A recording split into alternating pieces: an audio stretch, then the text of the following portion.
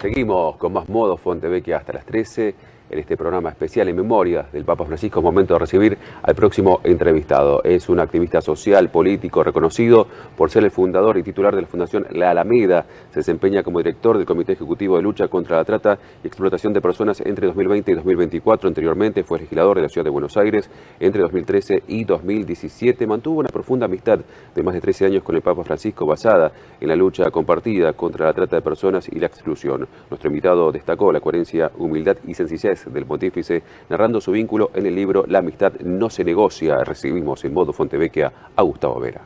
Y la amistad no se negocia se presenta además en la Feria del Libro este miércoles 6 de mayo a las 16 horas con Monseñor Ojea. La amistad no se negocia. No se negocia, es una gran lección que gratamente Francisco me enseñó, que si bien uno la tiene instintivamente, digamos, la convertía en un valor sagrado, muchas veces a Francisco le fueron con cuentos o tratando de distanciarnos de alguna manera, sobre todo porque yo no venía de la iglesia. Yo había tenido una crisis muy grande con la iglesia en mi adolescencia. Había tenido una dirigente scout detenida desaparecida, le habían puesto una bomba a la casa scout a la que yo iba, el cura se había casado y se había ido, me expulsaron de la escuela religiosa a la cual yo iba, que era Nuestra Señora de Lourdes, donde me bauticé. La paradoja del destino quiso que mi certificado de bautismo está en la casa de Francisco. Él lo tenía como una especie de reliquia. Y por lo tanto, bueno, como muchos de mi generación, en los años duros de la dictadura, yo recién empezaba la adolescencia, bueno, es como que tuve un alejamiento, un distanciamiento, sumado al hecho de que se habían separado mis padres, mi padre no había aparecido más, así que bueno, era toda una situación de orfandad y de angustia muy grande, y por lo tanto yo estuve varias décadas, digamos, fuera de la iglesia, a pesar de que en mi infancia, en mi preadolescencia, yo había tenido una linda infancia y preadolescencia en escuelas parroquiales, estuve 9 años en los scouts. Esto es importante contarlo porque cuando fui a ver a Francisco, que fui con gesto adusto, izquierdista, como diciendo, bueno, venimos solamente a buscar protección por la lucha que llevamos adelante contra la trata, el tipo me desarmó, o sea, porque yo sinceramente no pensaba, menos en esa jerarquía, que iba a volver a encontrar a aquellos sacerdotes o aquellos curas comprometidos con el pueblo, con olor a oveja, metidos en el barro, que actuaran de corazón, es lo que noté en Bergoglio, en Buenos Aires, ¿no?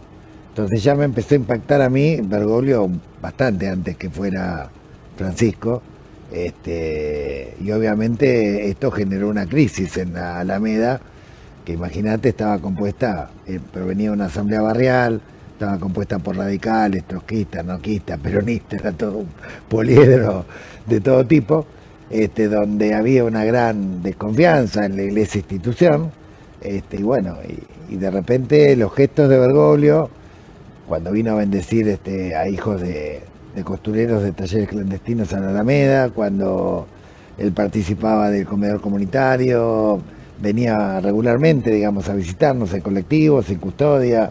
Bueno, todos estos gestos de acercamiento donde él no prejuzgaba absolutamente nada, lo que él monitoreaba era el corazón de las personas. Y un poco era como que él fue profundamente consecuente a la parábola del samaritano de Jesucristo. Fue profundamente consecuente. Esa parábola que dice que había un herido al costado del camino, lo habían asaltado 3 personas, pasa un religioso y a pesar de saber los mandamientos sigue de largo, pasa un funcionario y a pesar de saber la ética social de la sociedad en aquel momento sigue de largo, y pasa un samaritano de Samaria, que era la periferia, lo que era estigmatizado, lo que era inculto, lo que era de alguna manera supersticioso, y el samaritano siente de corazón la empatía en la dignidad del otro, reconoce en el otro herido su propia dignidad y por lo tanto lo ayuda. Con lo cual Francisco partía de una base fundamental, y es que el bien precede la verdad. El bien precede la verdad. Por eso el magisterio de Francisco comienza de corazón, comienza con el buen samaritano y termina con el corazón de Jesucristo, que es su última exhortación apostólica, e inclusive una mitad de camino que ahora presentó León, que es nuestro corazón, digamos, la importancia que tiene esto de la bondad que anida, digamos, en el ser humano, y que a veces que está en conflicto, obviamente, permanente con el maligno, las tentaciones, la mundanidad, como lo quieras llamar. ¿Recuerdo mal, o después de ese encuentro que vos con toda la desconfianza comenzaste la relación y llegaste a un nivel de confianza que un día le dijiste, decime, ¿cómo hiciste vos para llegar a arzobispo en este nido de víboras que es la iglesia? Sí. ¿Recuerdo mal? Sí, esto fue en el 2012. A mí me asombraba mucho que él era jefe de la iglesia católica y estaba en un cuartito, no tenía personal doméstico. En enero se tomaban todos vacaciones en el arzobispado y él te abría la puerta, se quedaba trabajando. Todo el tiempo estaba o en las villas o con los cartoneros o con los costureros, pero era un callejero, un cura callejero en salida, digamos. Y bueno, y en ese momento tenía esa pregunta atragantada, porque yo veía otros sacerdotes, había visto otros obispos que no tenían esa conducta, tenían más bien una conducta distante, un poco principesca, algunas veces nominalista. Entonces cuando se lo pregunté se rió y me dijo, cuando yo sentí mi vocación sacerdotal y en Flores, y empecé a seguir el seminario, un viejo cura vio que yo tenía pasta, digamos, para llegar lejos, y me dijo, mira, pibe, si vos querés progresar en la iglesia, tenés que pensar claro y hablar oscuro. Ahí comprendí, y ahí volví a releer un montón de homilías y a empezar a descifrar jeroglíficos y papiros egipcios, donde en la homilía había algo que se decía, pero detrás había muchos significados más, ¿no? Y también se reveló un misterio al año siguiente que tuvieron todos los medios del mundo, que no se podían explicar, por qué Francisco tenía una expresión reluciente, sonriente, rejuvenecida cuando asume como papa, y por qué tenía un gesto tan adusto en las fotos previas, ¿no? Y todos preguntaban, bueno, ¿fue obra del Espíritu Santo? Yo no, el Espíritu Santo obró de muchas maneras, pero en este caso puntual, pobre hombre, 76 años, la primera vez que piensa claro y habla claro. Yo creo que esa era su mayor felicidad. O sea que por primera vez pudo, porque tenía el poder, ya no necesitaba hablar oscuro, podía pensar, hablar como pensaba. Exactamente, porque para cada cuestión que tenía que ver con algo nacional, él tenía que hacer un montón de maniobras. Por ejemplo, yo fui con el padre y con los hermanos de María Cash a ver cómo podíamos hacer para buscarla, y se nos ocurrió, bueno, que él hablara con las parroquias cercanas a las rutas por donde había transitado María Cash. Bueno, y él tuvo que escribir una carta pidiéndole por favor a la diócesis primero para que le avise a la parroquia, para que le avise al cura que si veía en su comunidad a alguien que supiera algo que nos avise. Era toda una ingeniería. Y en las homilías de Bergoglio, cuando habla de la ciudad, está hablando del país. No está hablando solamente de la ciudad, está hablando del país, siempre. Lo que pasa es que no podía pisar otros callos, por supuesto, y muchas veces tenía que decirlo en modo de parábola para que se pudiera comprender. Háblame de el Bergoglio político. Imagino que cuando él hablaba, vos decís, hablaba de la ciudad, Sí. O sea, concretamente la primera organización era la ciudad, ¿no? Entonces, me parece que siempre detrás de él había un pensamiento, si vos querés, al estilo griego, de que la política es una obligación. Sí, claro, para él la política era la forma más alta de caridad. Y cuando habla de forma más alta de caridad se refiere, bueno, a cómo se eleva ese buen samaritano que reconoce la dignidad del otro y que después se da cuenta que no alcanza solamente con rescatar transitoriamente a un herido al costado del camino, que el sistema va generando heridos todo el tiempo y que esto requiere una respuesta sistémica, y esa respuesta sistémica sería la forma más alta de caridad. Eso sí, él entiende la política desde el punto de vista del poder como servicio al prójimo, de predicar con el ejemplo, y él tenía una serie de preceptos que los había popularizado para que se entiendan bien, y aparte los llevaba a la práctica. El primero era un principio jesuítico básico: cuanto más alto, más bajo. O sea, cuanto más responsabilidad tenés, más humilde tenés que ser y más tenés que servir al pueblo en condiciones de austeridad. El segundo principio era: nunca vas a ver un camión de mudanza detrás de un cortejo fúnebre, así que no te dediques a acumular bienes porque no te vas a llevar. Llegaste tan desnudo y te vas a ir tan desnudo como llegaste. Y el tercero es que cuando vas subiendo la escalera, saluda a todos los que encontrás en el camino, porque son los mismos que vas a ver cuando bajes. O sea, todo lo que sube baja. Y además tenía una concepción de raíz respecto, cuando él hablaba de sociedades justas en su distribución, inclusiva, en la que quepamos todos, y sustentables, en armonía con la naturaleza, él tenía un paradigma concreto que había existido durante 300 años, que fueron las misiones jesuíticas, las reducciones jesuíticas. En las misiones jesuíticas vos tenías la propiedad pública y la propiedad privada combinándose.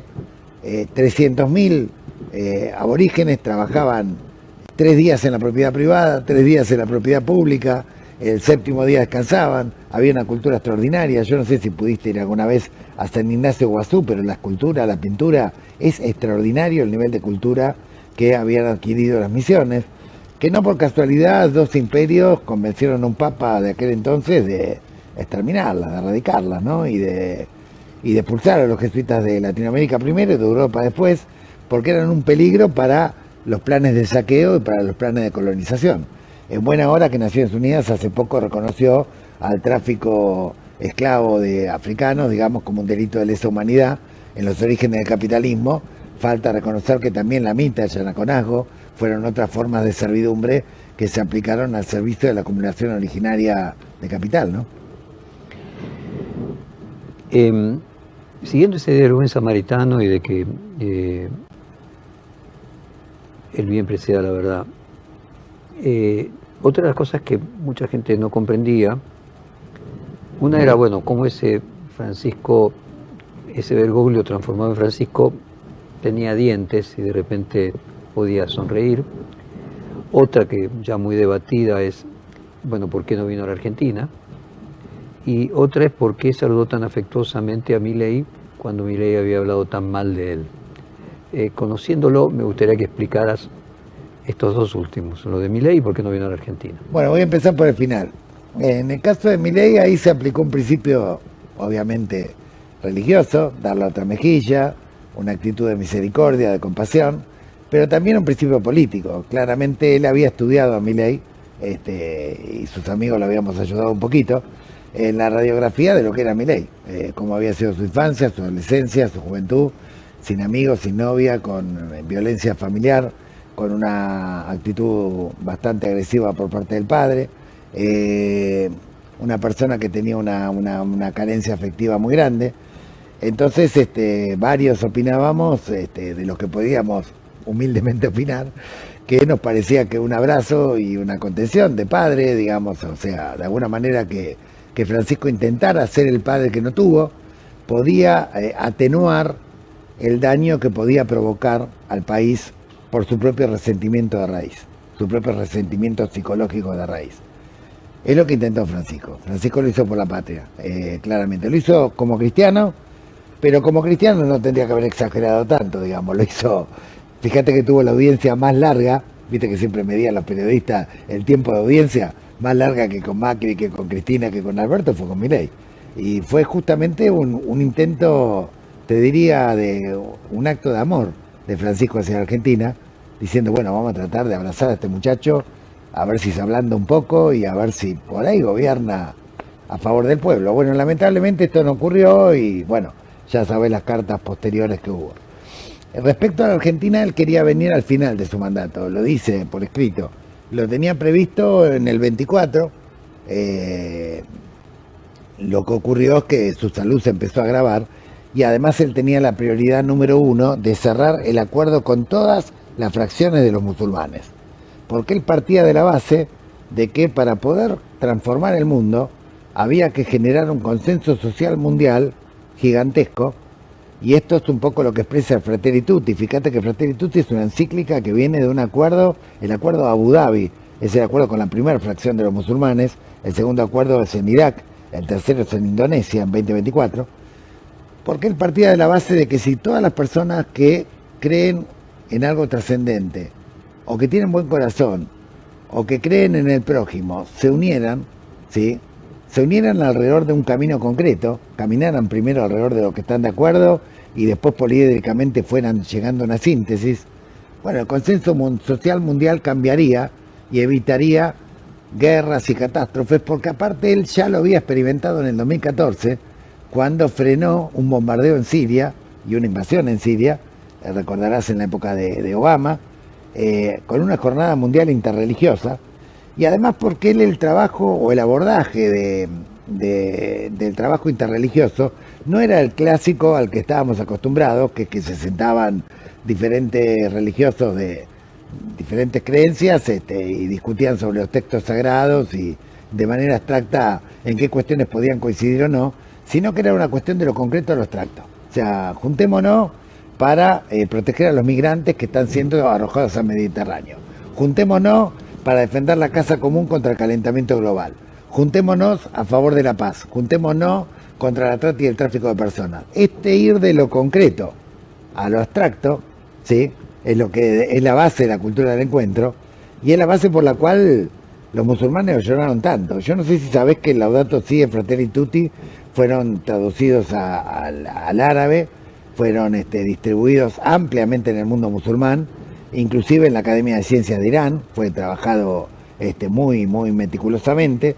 Él tiene una relación muy estrecha con todos los países de Medio Oriente, y él basaba que si los musulmanes y los católicos y los cristianos se unen, que son la inmensa mayoría, y además atraen a las personas de buen corazón, hay cosas que no serían posibles. No sería posible lo que está ocurriendo en Ucrania, no sería posible lo que está ocurriendo hoy con Irán, no sería posible lo que ocurrió en Venezuela, no sería posible tanta erosión al planeta sin un freno, como lo intentó poner el Tratado de París o los acuerdos de Glasgow. Entonces me parece que Francisco no solamente planteaba el problema, sino que buscaba la solución. Y la solución para él era la reconstrucción de la fraternidad humana alrededor del corazón. Justamente el buen samaritano no se sabía si era creyente, si conocía los mandamientos, si conocía la ética social en aquel momento. Lo que sí sabía es que reconoció la dignidad en el otro. El bien precede a la verdad. Gustavo Vera, muchísimas gracias. Un gran Gracias placer. Gracias. Vamos a Elian López Caucero, que presenta a nuestro próximo entrevistado.